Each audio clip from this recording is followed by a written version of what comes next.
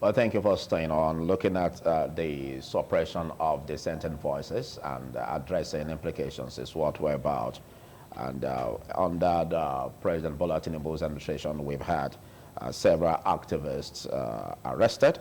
The first year, we have Olamide Thomas, a nurse, an activist. Thomas was arrested in Lagos after posting a Facebook video criticizing President Tinubu and the Inspector General of Police. She was transferred to Abuja and detained by the cybercrime unit without clear charges.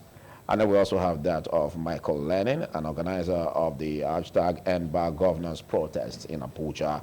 Lenin was arrested by the Department of State Services after calling for continued demonstrations following a national address by President Bola Tinubu. The list is endless. We have that of Kunle Wiseman Ajayi, Henry Owode, Kabiru Shehu Yandaki, and many more. And just recently, we have that of Martin Vincent Osei, also known as Very Dark Man, who was arrested. But reports have it that he will be released today and then arraigned on Thursday. How can we really highlight all of this happening on the administration of President Bola Tinubu? And again, we'll look at what we have in here in Edo State. Of course, that could be, that may not be connected to what led to the arrest of other, rights activists. But we'll look at Kola Dokbai, a civil rights activist in Edo State that was also arrested, and issues emanating to this. For crying out loud, this is a democracy. And so it's important we dot the I's and cross the T's. And that's why we are having distinguished personalities to dissect this with us. And just by my left, I have the senior pastor of Sword of Liberation Bible Church. He is a public affairs analyst, an erudite one for that matter. Bishop Austin Igbasan, you're welcome. Thank you for having me. Good morning, viewers. And next to Bishop, we have a civil rights activist to the core, Solomon Idiogbe. Good to have you join, but you don't seem too happy today. Yeah, because the civil society committee in Edo State is bleeding and feeling very bad over the oppression from the security agencies in Nigeria. It's just one too many. Okay. Just one too many. Our very friend and brother, Kola Mazisedokpai, for no just causes, has been behind bars since Wednesday last week. And just like there are sketches of uncertainty and clarity around the VDM and the very many others that have been arrested, like Duro, Faratimi and all that, we're here to get what it is. So for us, this is democracy, and we expect that there should be freedom of expression as enshrined by the Constitution of the Federal Republic of Nigeria. And then this takes me back to when there was a saying that your freedom of expression can be guaranteed before saying it, but after then, it's no longer guaranteed. That's where we are. All right. And it's painful to note that at this time, those who supposedly fought for democracy from the hands of the military juntas are now even far worse than those they fought. That is where we are in Nigeria today. All right. Well, let's get what you feel as regards that. You have always been commenting on issues regarding, freedom of speech and the need for, the government to allow people to speak freely. But this is under President Bola Tinubu. I just disclosed to you several journalists and, of course, rights activists that have been detained so far. And, of course, the very current one, which is Vincent Martins Osei. What do you have to say? Does it speak well of the present leadership? Because it seems to many that the present leadership doesn't want an opposition in governance.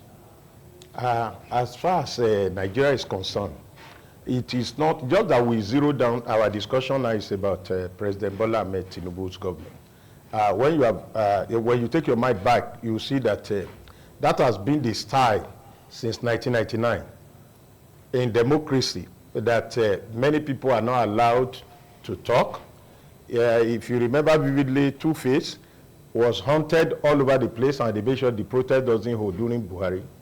If you remember also, there are a lot of persons that are coming to talk about the government, but our pain is that Freedom of Information bill was signed by former President Goodluck Jonathan. And I think if we're talking of one of those presidents of Nigeria that was being accused, molested, maligned, all kinds of English. And I can say to you that some persons who are governor today and former governor were people who were using Jonathan like when you are talking about toothpaste. They talk about as a sitting president.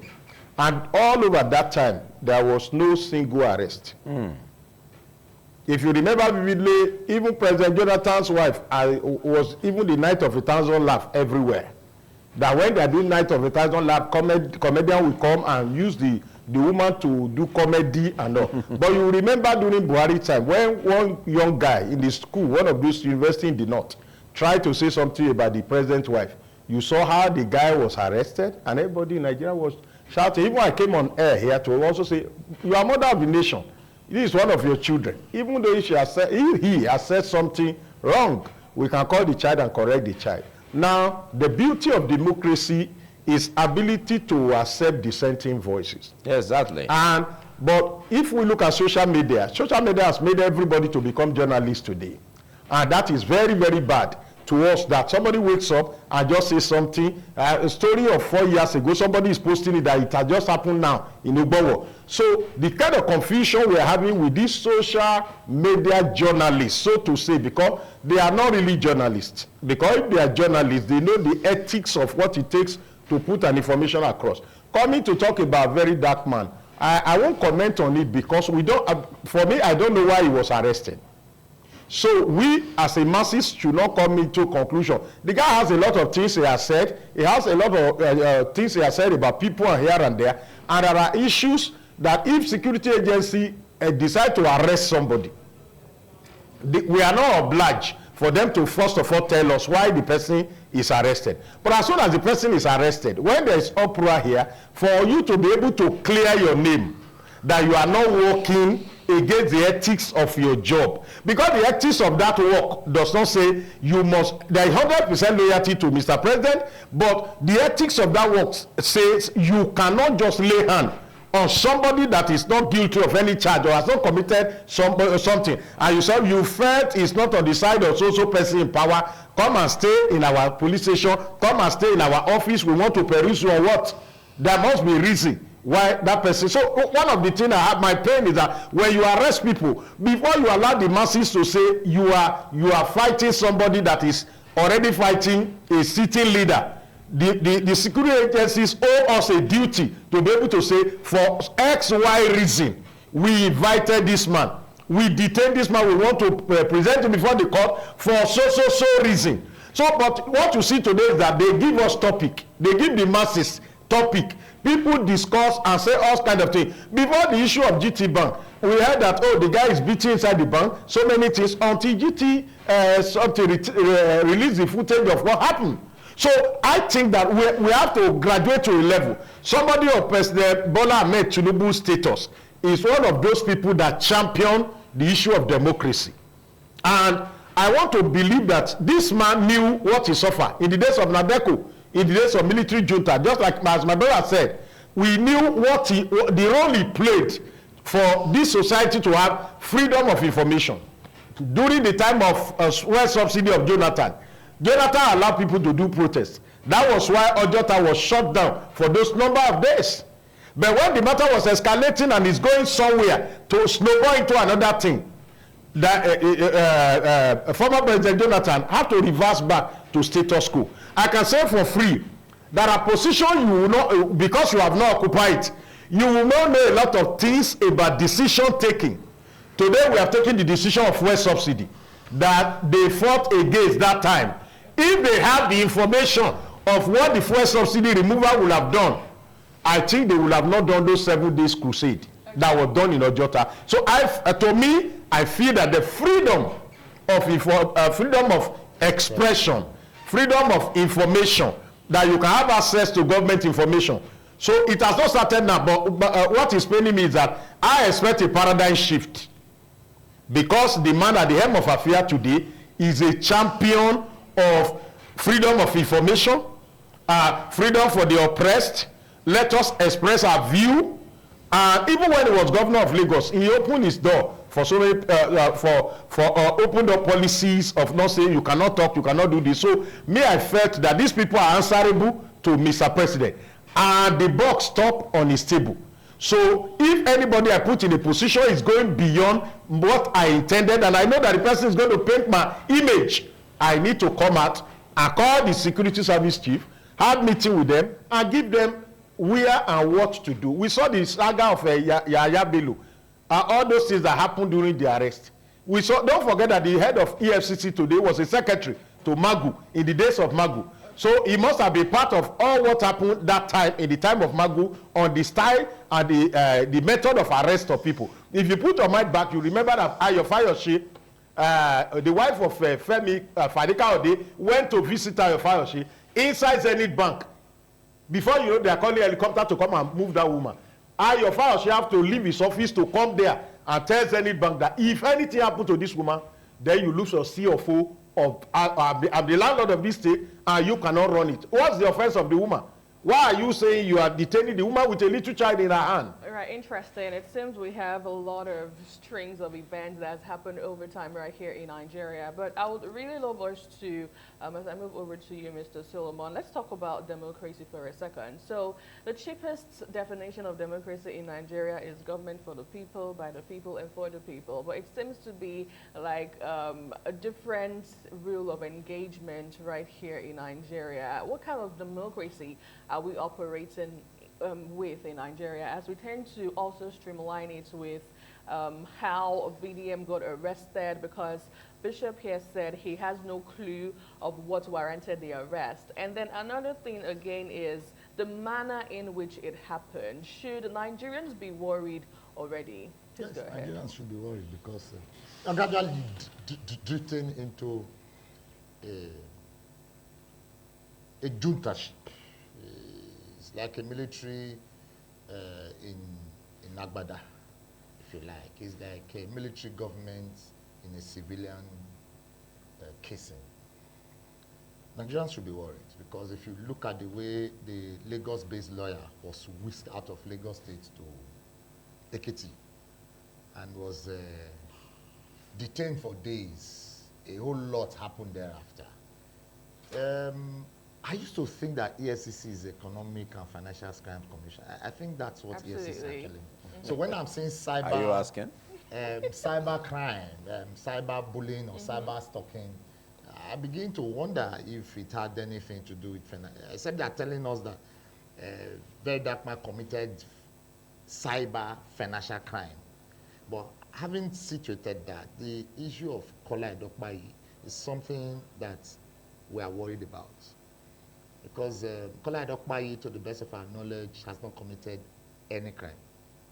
Yes, he attempted to call for a rally in support of Burkina Faso's president, saying that Africa for African, because the imperialists are targeting Africans. That's the idea.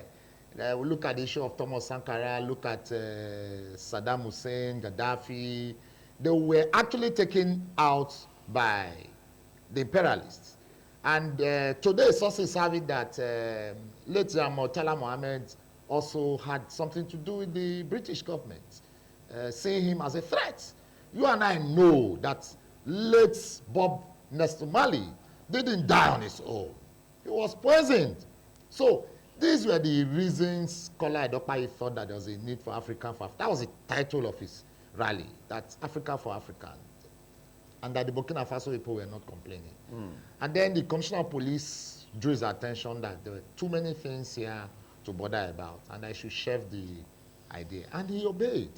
Only for him, that fateful morning at about 9, 10 a.m., some DSS officials came into his office, got it ransacked, broke in. Even when he saw them, came down from the story building, housing his office, met them downstairs, had a chat. They passed him and went into his office and ransacked it. Videos are there to show. And then we thought, what we thought was just a mere joke, he was whisked away like a hardened criminal. And since Wednesday till as we speak, he's been kept behind bars. His wife has not been allowed to see him. His lawyer, none of us, except for Thursday, when we had an interface with the director who said, okay, we are free to see him. And thereafter, after that paparazzi of you are free, after them till as we speak. So, point I'm trying to make in all of this is that it has become clear that we are not in a democracy. Democracy as it used to be defined as a government of people for people by the people, it is now a government of the cabal of the elites, for the cabal of the elite, by the cabal of the elites. Because if you do not belong to that cabal, and you say anything against the cabal, or there seems to be a threat, or an accusation, or a question, if you like, against the cabal, or the elitist cabal, you'll be arrested and you'll be manhandled. And what we used to know about security agencies arresting you, at the point of arrest, you are entitled to know for what you are being arrested, and why, and where you are going to be taken to. In fact, the law has it that you will tell the person, you read his rights to him, and then he has a right to a lawyer. The Administration of Criminal Justice law provides that before you take a statement from any suspect, he must have with him a family member, a friend, a civil rights activist, or a lawyer, whichever one he decides, so that he's not cajoled, forced to do or make statement that he or she does not want to. But here in Nigeria, they will be brutalized, in fact, whisked off, locked in. You know, in those days, we used to think that it was only the military government that has bunker prisons. But it is clear now that when people are whisked away, they now have several cells where they are kept. So for us, it is just one too many. It is high time this government, because like my brother mentioned, I remember very clearly the Ojota Crusades led by former President Muhammadu Buhari and our current President Bola Ahmed Tinubu, including the likes of my very respected pastor, Tunde Bakari. And I didn't see a good Lord Jonathan going to arrest them, mix them up, because it was in this era. Not only would they tear gas them and push them out, they will detain them. We can see, look, because it's just one too many. If we remember today what happened at the Lekki toll gate, that we refer to as the EndSARS saga, it is not far from what we are seeing today. So how is it that, because he mentioned something just now, that President Bola Ahmed Tinubu, as it is today, the president of Nigeria, was one of those in the then Nadako who fought for the liberation of the people from the hands of the military junta. And that's why in my opening speech, I said it seems clearly now that those who supposedly fought for democracy has turned democracy to a demonstration of grace. Because what we are seeing is much more worse than madness. That, like, if we are not careful, there will be a directive from above, as is usually said by security agencies. That there's a directive from above that you come to answer one or two questions, and for 7 days, you may not be seen. Okay, the trajectory we are seeing seems to be following a trend where we could be possibly in a very, very sad commentary telling towards a one-party state. And why the public affairs analyst was on, talking about you, Bishop Austin Igbasa, I was quite a bit taken aback, because we're talking about the Jonathan administration, like you said, you know, that was not really clamping down on dissenting voices. And you juxtapose it with that of President Bola Tinubu, whom you've always advocated for. And I remember vividly, you've always said there's hope, and he's going to be coming up with, you know, better policies that will help the people. But this seems to me, to my mind, that you are taken aback also, just as we are, because from what has been unfolding, even that of Idris Abdul Karim, where the National Broadcasting Commission also banned Abdul Karim's song, Tell Your Papa. Now, these are dissenting voices. Does it mean that under the present leadership, we can speak? And does it mean, because if we look at the relevance of the opposition groups in governance, is to balance the pages, is to bring about a balanced government, you know, where constructive criticism could help to build our democracy and our country. But all that seems to be going down the drain. And I think to your disappointment under the leadership of Bola Tinubu. Just like you said, he's a man I love, he's a man I've known over the years. And when you look at President Bola Ahmed Tinubu's cap, the symbol on his cap is not a symbol that started today. And when you look at the symbol on that cap, it's a symbol of a jailbreak. That is a break in chain. That is setting people free. What I'm seeing now, I'm not too happy about it, but that has not changed my faith in President Bola Ahmed Tinubu. Because you see, most of these people you give a When will that be changed? Now, until everybody is crumbled? No. You listen to me. You listen to me. You know, like I said, there are things like what you have mentioned now.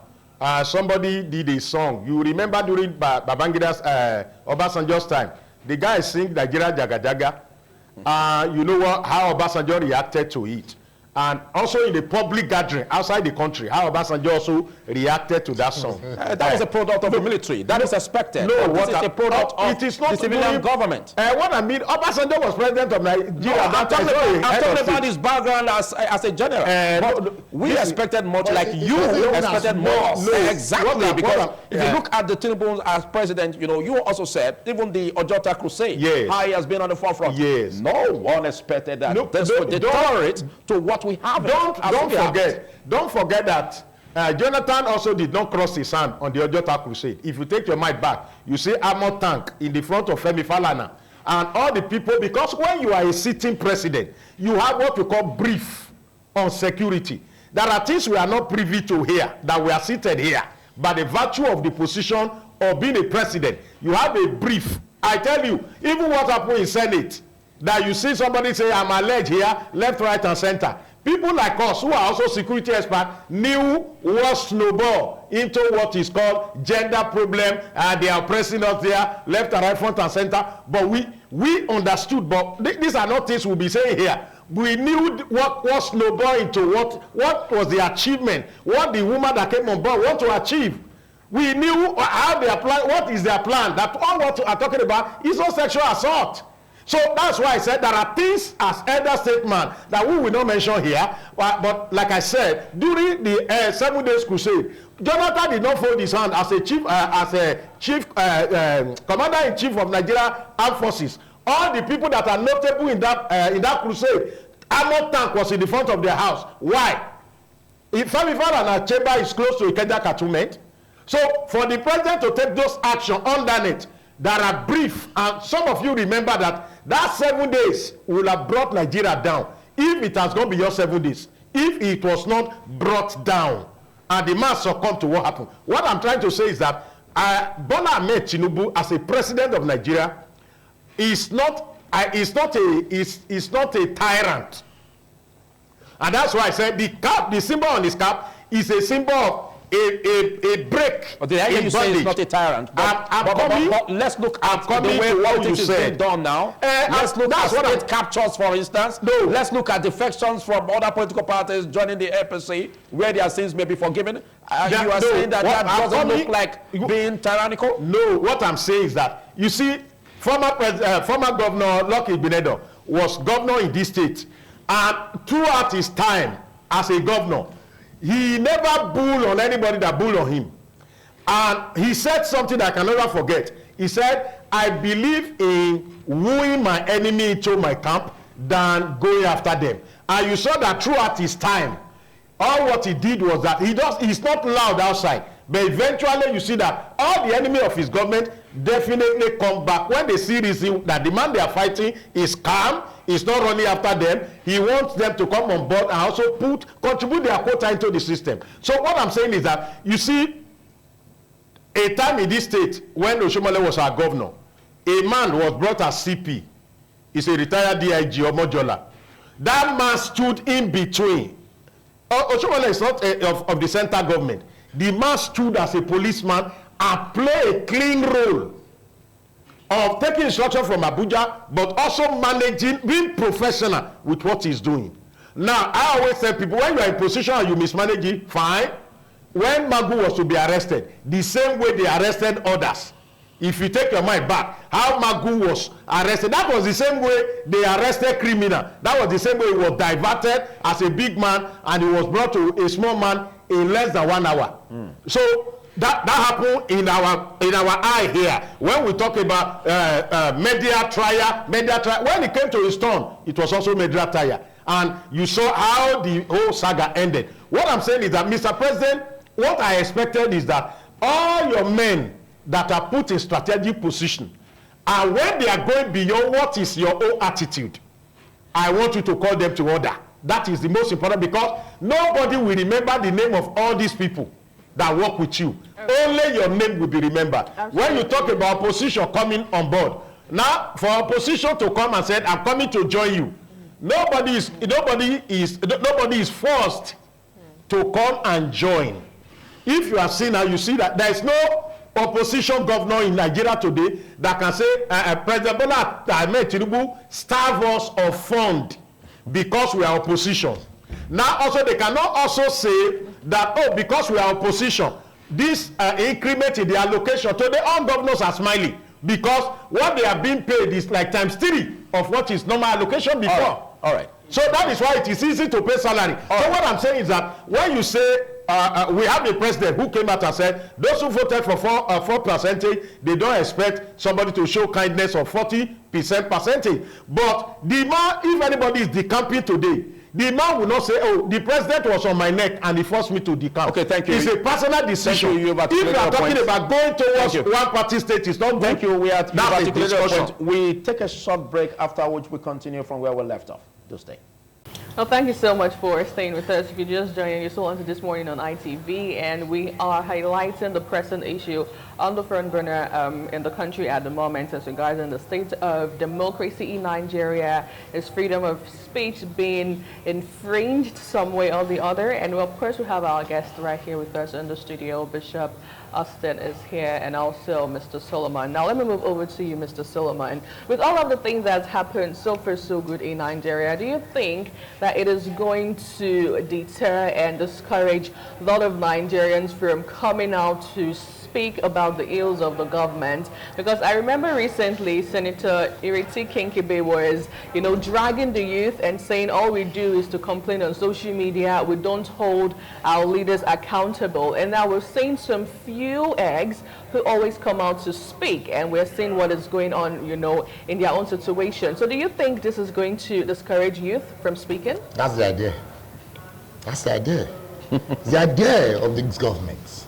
And I was taken aback when Bishop Igbasan said nobody forced anybody to decamp.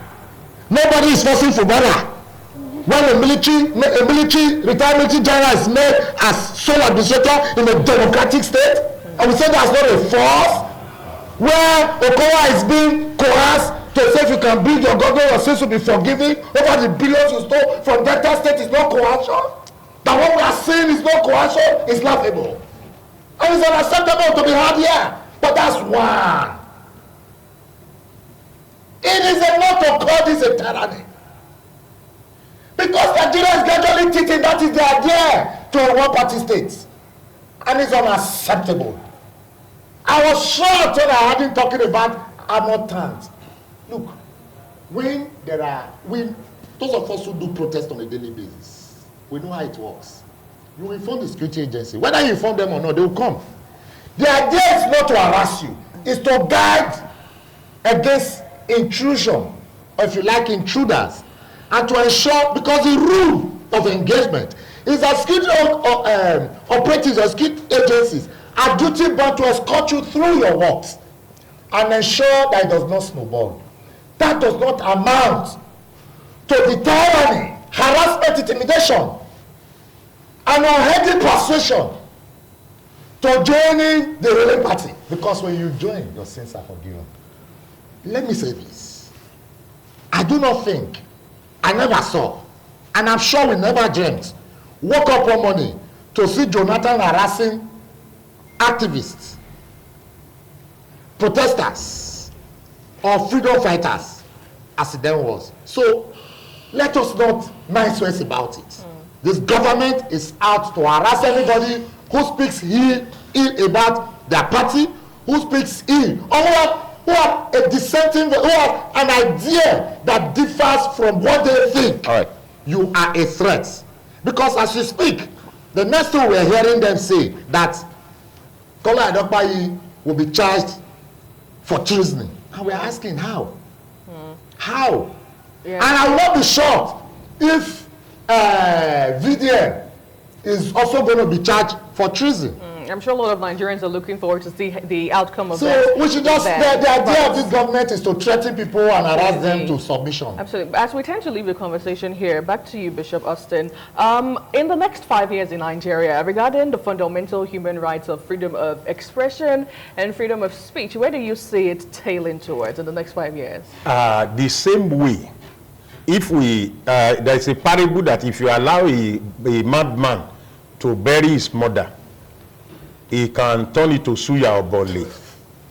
That is when the madman mother died, the community have to join hands and quickly do the burial, because if you allow the madman to do the burial personally, he can make it to suya or turn it to bole. So for that reason, the masses must quickly rally around to do the burial. What I'm saying is that the same way that all of us shouted to the rooftop and the military shifted, the masses have right to complain of ills. That's why when that song was banned, I saw it. To me, if I happen to be Mr. President, that same day I will remove the man who is the head of NBC. I will remove him, because the reason why I will remove him is that I will say that there are other jobs of piracy and other things you need to face within your job that is not. Even if you allow that song, you close the song, will you close the ear of people? Those who are going to pay. So what I feel is that Nigerians will continue to talk of the ills where they are feeling pain. You can't slap a child and say the child should not cry. Thank you, Bishop, and big thanks, Solomon, for taking our time to be part of this discussion. Well, dissenting voices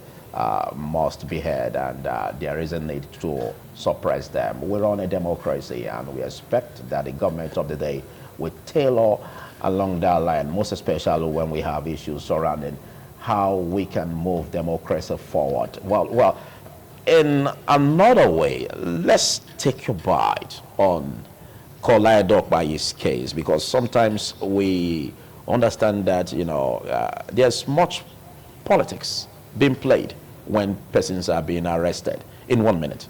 Yeah, for me, and looking at what the civil rights activists in those days have done about it. Yeah, what we started with when it started, so that they don't say because we are from the society community, we are approaching it the wrong way. Okay. We requested for a meeting with the director of the State Security Services, which held on Thursday afternoon. And then he gave us assurances that it was just a normal routine. Okay. When there are suspicions. They just wanted to find out if there are external sponsorship or whatever. And we said, no, you know him. He's always an activist talking on issues. And then, after then, they gave us assurance that by the evening, we'll hear results. By tomorrow morning, till yesterday, when we now decided that there was a need to cry out. And that's why we entered the day one of the protest, which will be sustained as long as they keep Kola Adebayo.